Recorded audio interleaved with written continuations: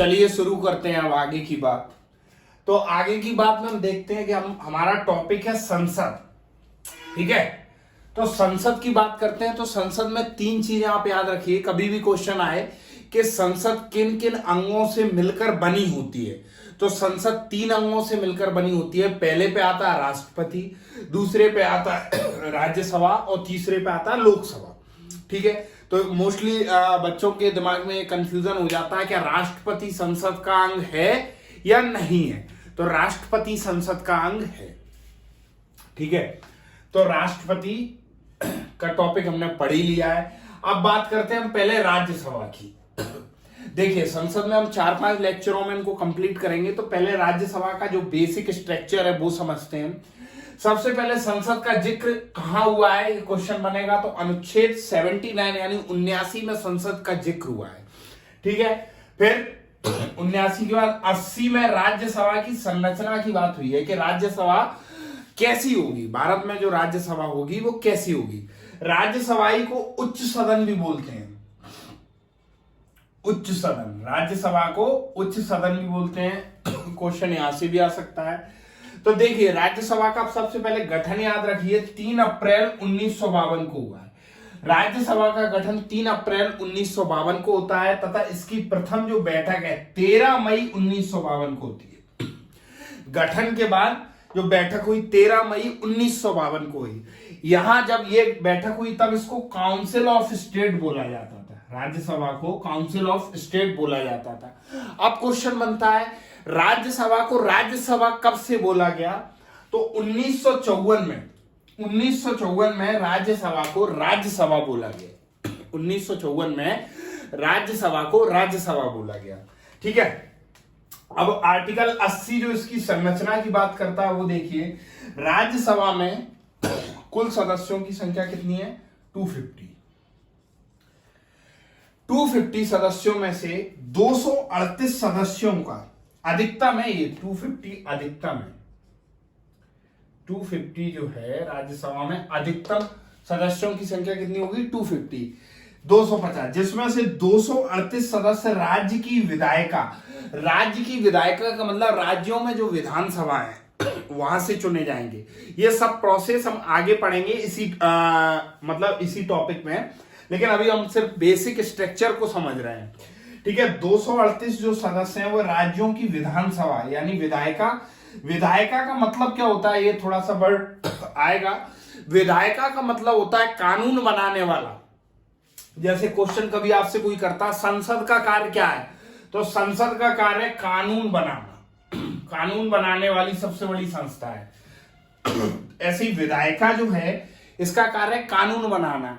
कार्यपालिका का काम कानून का संचालन करना और न्यायपालिका का काम है अगर कानून का उल्लंघन होता है तो उस उल्लंघन को रोकना और जिसने उल्लंघन किया उसको सजा देना। समझे। तो 238 सदस्यों का चुनाव तो होता है राज्यों की विधायिका के द्वारा। बचे 12 सदस्य मनोनीत इनवाइट किए जाते हैं। इसको हमने राष्ट्रपति के द्वारा पढ़ा गया था 81 में। राष्ट्रपति की मनोनयन शक्ति जो थी विज्ञान, कला, साहित्य और समाज सेवा, ये 4 आधार पर 12 सदस्यों का चुनाव किया जाता है। तो इस तरीके से राज्यसभा की संरचना बनती है। अच्छा, राज्यसभा में जो सीटों का बंटवारा है वो उसका आधार क्या होगा, जनसंख्या होगा। राज्यसभा में सीटों का जो बंटवारा है उसका आधार क्या होगा, जनसंख्या होगा। और यह 4th अनुसूची में दिया गया है। किसमें दिया गया, 4th अनुसूची में। एक बार फिर देख लीजिए, संसद 79, राष्ट्रपति एक बार इसको रिवाइज देखिए। संसद 79 मतलब संसद का गठन 79 के तहत होता है। राष्ट्रपति, इसमें राष्ट्रपति भी रहता है और राज्यसभा भी और लोकसभा भी। राज्यसभा को उच्च सदन बोलते हैं, लोकसभा आगे हम पढ़ेंगे इसको निम्न सदन बोलते हैं। अनुच्छेद 80 में राज्यसभा के बारे में संरचना दी गई है। 3 अप्रैल 1952 को इसका गठन होता है और 13 मई 1952 को इसकी प्रथम बैठक होती है। इस समय से काउंसिल ऑफ स्टेट कहते हैं। 1954 में इसे राज्यसभा कहा जाने लगा है। फिर इसकी संरचना की बात करते हैं तो 250 अधिकतम सदस्य होते हैं, जिसमें 238 सदस्य राज्यों की विधायिका यानी विधानसभाओं से और 12 राष्ट्रपति के द्वारा मनोनीत होते हैं।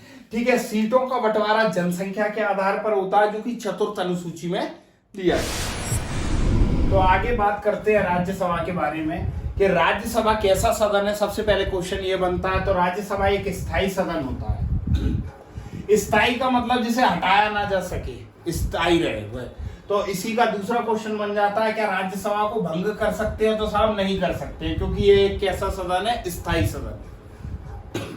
फिर इसके 1/3 सदस्य प्रत्येक 2 वर्ष में अवकाश लेते हैं। क्वेश्चन यहां से बनता है कि राज्यसभा के कितने सदस्य 2 वर्ष में अवकाश लेते हैं? तो 1/3। सदन कैसा है? स्थायी सदन है, भंग किया जा सकता है तो नहीं किया जा सकता। ठीक है, फिर सदस्यों के कार्यकाल की बात करें तो 6 वर्ष रहती है। यहां पर मोस्ट इंपोर्टेंट क्वेश्चन है कि देखिए, राष्ट्रपति के कार्यकाल की जब बात थी तो 5 वर्ष था, लेकिन जब बात राज्यसभा के सदस्यों की होती है तो 6 वर्ष होता है। भाई लोकसभा में 5 है, हम आगे पढ़ेंगे। इसके बाद अगर अगला क्वेश्चन बनता है, 1 वर्ष में कितने अधिवेशन कम से कम होने चाहिए? तो राज्यसभा के 2 अधिवेशन 1 वर्ष में जरूरी है। अब जरूरी कैसे है वो समझिए। जरूरी की प्रक्रिया कैसी है? ऐसा नहीं है कि एक अधिवेशन जनवरी में कर लिया और एक अधिवेशन दिसंबर में, मतलब कि 8 से 9 महीने का गैप नहीं। 2 अधिवेशनों के बीच में अधिकतम 6 माह से अधिक का गैप नहीं होना चाहिए। दोनों अधिवेशनों के बीच में मिनिमम अधिकतम 6 माह का ही गैप होना चाहिए। तो क्वेश्चन यहां से भी बनता है कि राज्यसभा के 1 वर्ष में कितने अधिवेशन है? तो 2 अधिवेशनों की बात करी गई है और दोनों अधिवेशनों के बीच 6 माह का अंतर होता है। इसके बाद अगला क्वेश्चन बनता है, राज्यसभा का सभापति कौन होता है? पदेन उपराष्ट्रपति होता है। कौन होता है?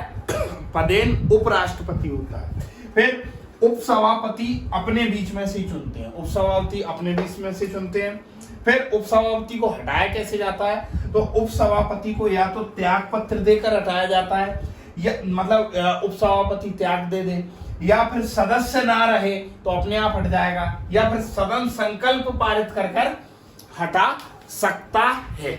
तो इस तरीके से राज्यसभा के मतलब आगे की जानकारी हम देखते हैं कि सबसे पहले स्थायी सदन भंग नहीं कर सकते। 1/3 सदस्य प्रत्येक 2 वर्ष में अवकाश लेते हैं। कार्यकाल 6 वर्ष होता है। 1 वर्ष में 2 अधिवेशन जरूरी है। उन अधिवेशनों के बीच अधिकतम 6 माह का गैप होना चाहिए। सभापति पदेन उपराष्ट्रपति होता है। उपसभापति अपने बीच से ये लोग चुन लेते हैं। अपने बीच मतलब राज्यसभा के सदस्य आपस में ही चुन लेते हैं। ठीक है, इनको हटाने की प्रक्रिया या तो त्याग पत्र दे दे, या संकल्प पारित हो जाए, और या फिर सदस्य ना रहे। तो इस तरीके से राज्यसभा की जानकारी हम प्राप्त करते हैं। इसके बाद इसमें कुछ अधिकार क्षेत्रों की और बात कर लो। राज्यसभा के अधिकार देखिए, सबसे पहले साधारण विधेयक। साधारण, हालांकि हम ये विधेयकों पर आगे भी पढ़ेंगे। साधारण विधेयक पर लोकसभा और राज्यसभा को बराबर का अधिकार दिया गया है। साधारण विधेयक बराबर। फिर संविधान संशोधन, एसएस का मतलब है संविधान संशोधन, इसमें भी बराबर का अधिकार दिया गया है। फिर धन विधेयक, तो धन विधेयक पर बराबर का अधिकार नहीं दिया गया है। धन विधेयक की प्रक्रिया में और समझेंगे, अभी आप सिर्फ कुछ चीजों को समझिए। फिर विशेष शक्ति किसमें दी गई है? विशेष शक्ति, तो विशेष शक्ति आर्टिकल 249 जब हम पढ़ते हैं, संघ की कार्यपालिका शक्ति का विस्तार, तो उसमें यह कहा गया है कि यदि आर्टिकल 249 यदि राज्यसभा चाहे तो 2/3 बहुमत से कोई विधेयक को पास करे, और मतलब राज्यसभा को यह शक्ति दी जाती है कि अगर किसी राज्य के लिए कोई बिल बनाना है तो वह संसद को यह अधिकार दे सकती है कि वह उस राज्य के लिए बिल बनाए।